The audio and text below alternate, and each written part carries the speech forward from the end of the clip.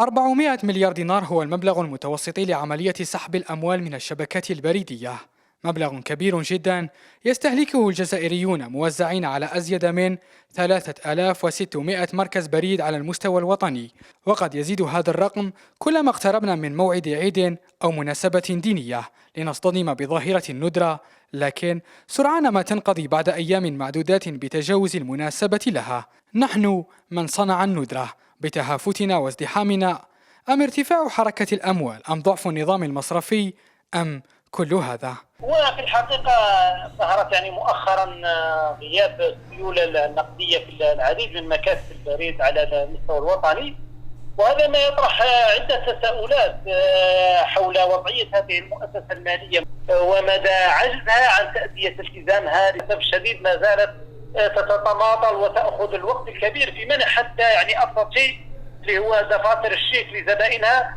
الممولون هم أيضا شكلوا سببا مباشرا في نقص السيولة المالية، كون عملية البيع والشراء تتم بالطريقة التقليدية نقدا.